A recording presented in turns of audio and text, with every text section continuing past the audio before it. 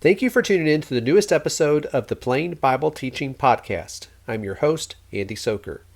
This episode is being released on March 13th, 2025. And this week we're talking about the decline of kitchens in church buildings throughout the country. This used to be a controversial topic among brethren in previous generations, but now it seems like it's becoming less common in the current generation. I saw an article recently shared on Facebook that discussed this, and I thought it was interesting, and I wanted to talk about some points from it here today. For links to the story we're talking about and some other related materials, check out the show notes for this episode at plainbibleteaching.com/podcast/031325. Now for our story this week. Church kitchens are getting chopped. From Christianity Today. Church kitchens are disappearing. They are disappearing from rural, suburban, and urban churches, from liberal and conservative churches, contemporary and liturgical, mega churches, and the medium-sized. One by one across America, as buildings are remodeled and new construction replaces old, kitchens are getting scrapped. The article goes on and says newly built or remodeled churches typically have a space with a sink and a coffee pot, possibly a microwave, but no expansive countertops suitable for chopping carrots, potatoes, and onions to go into a big pot of soup. No oversized refrigerators for Jell-O salads. No industrial ovens large enough to cook 3 or 4 casseroles at once. Churches these days don't have a lot of cupboards with drawers labeled forks and knives, spoons, and serving utensils. That kind of space is gone, or at least it's going away. Now, it's important to notice the reason why the church kitchens are going away. And it has nothing to do with Bible authority. What the church is authorized to do has nothing to do with that. As I mentioned at the beginning, this was a major source of controversy among brethren in the mid-20th century, and we'll talk about that a little bit later in the episode. But the question about authority, at least in that article, is not even being asked, even though it needs to be. Anytime we want to change what the church is doing, or start some practice that we haven't done before, or even stop something that we are currently doing, we need to consider Bible authority regarding the work of the church. Because if something is authorized, we don't need to stop doing it because of some change in the culture or some differences that we find in the religious world because of some trend that's happening.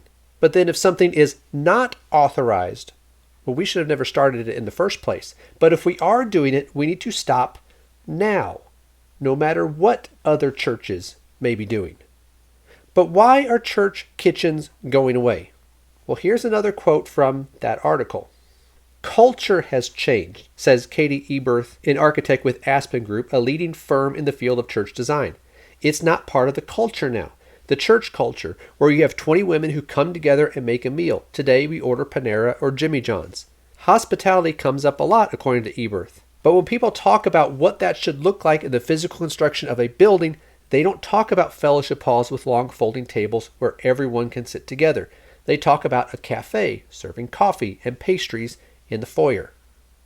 So one of the things she said was that culture has changed. A fellowship meal hosted in the space where the church assembles takes a huge investment in time, space, expense, volunteers, and so on. And it can be hard to get people to commit to that. Now, people want something that is quick, convenient, and flexible. Why? One reason might be that the social setting that's associated with the church kitchens, the large crowd, the big event, the artificial expectation of a close-knit community that's just not the same as what it was 50 years ago. That's just not what people are looking for anymore. But another reason is probably that people are just busy. And one of the reasons why families are much busier now than they were 50 years ago has to do with women working outside of the home. And before you get upset at me for saying that, listen to this quote from the article. Historian Gretchen Buglin said this part of congregational life has changed dramatically over the last 50 years, driven by larger cultural and economic transformation in America. In 1970, about a third of married women with children under 18 had jobs outside the home. By 1980, that had increased to 51%. By the 2010s, more than 70% of mothers were part of the U.S. labor force. Churches don't have people to run a kitchen, Buglin told CT. You have to have at least a half dozen people who can show up and cook. So churches don't have kitchens because they don't have the people to come in and cook and to work in the kitchens, which is because, as that historian said, most women are out working. Young women with young children, well, they have to drop their kids off at daycare, and by the time they get done with work and pick up their kids, they have to try to make up for that time that they lost while they were working. Young women with no children, well, they've been told they need to get their career established and to make something of themselves in the world. And now, older women with grown children, well, they're still working because they were the generation of young women who got pushed into the workforce, and now they can't imagine going back, or they don't know how. Now, the New Testament clearly talks about the woman's role as being that of a homemaker. Titus 2, beginning in verse 3, it says, "Older women likewise are to be reverent in their behavior, not malicious gossips or enslaved to much wine, teaching what is good, so that they may encourage the young women to love their husbands, to love their children, to be sensible, pure, workers at home, kind, being subject to their own husbands, so that the word of God will not be dishonored." She is to be a worker at home because that is her primary responsibility.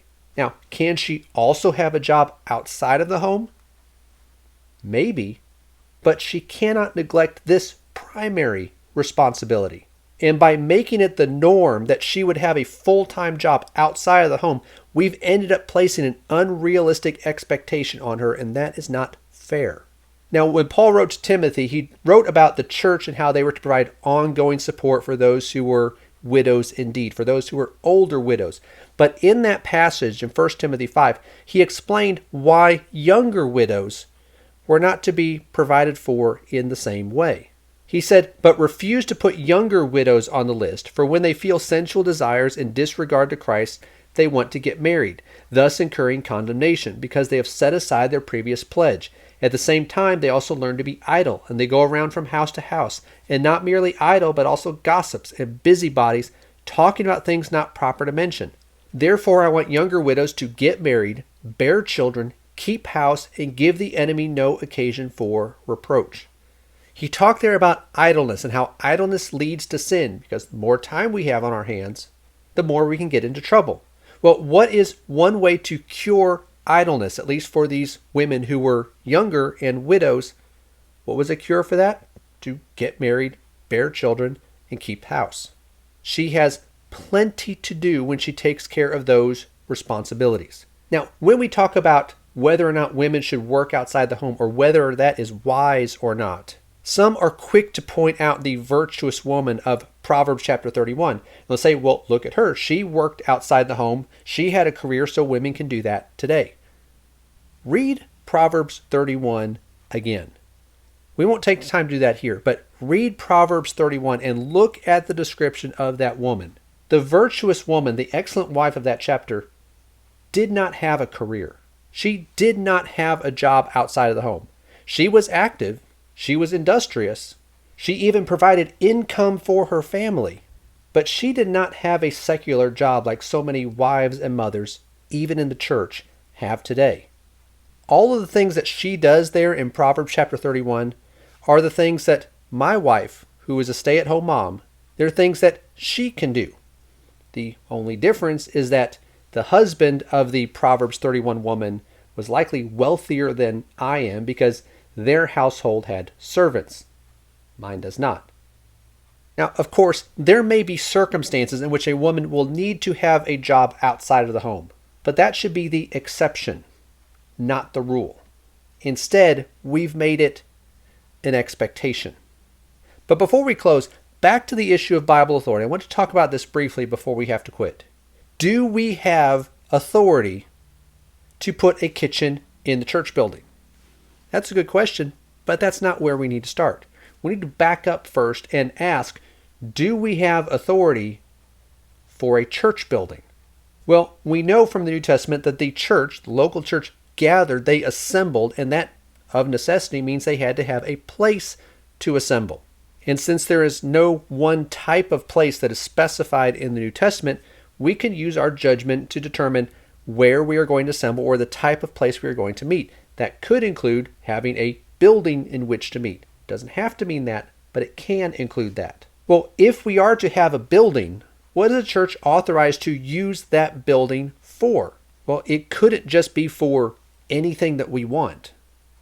It would have to be for what the church is authorized to do, what the work of the church is, which is, as we look at the New Testament, the works of evangelism, edification, and benevolence. We don't have time to get into all of those and some passages that talk about them, but I will link to an article in the show notes that does talk about that and shows the passages that talk about what the work of the church is and talks about those three things: evangelism, edification, and limited benevolence. But what about food? Is that included in this? Could that be part of the work of the church? Remember what Paul wrote to the church in Corinth. What? Do you not have houses in which to eat and drink? Or do you despise the church of God and shame those who have nothing? What shall I say to you? Shall I praise you? In this I will not praise you. They had corrupted the Lord's Supper and turned it into a common meal. So in order to fix this, they were to come together to observe the Lord's Supper, and the meals that were the common meals, the meals that were used to satisfy hunger, they were to eat those at home, not when they come together as a church, as verse 17 says. At the end of the chapter, he says, if anyone is hungry, let him eat at home, so that you will not come together for judgment. The remaining matters I will arrange when I come. Common meals that we might share together belong in the function of the home, not the church.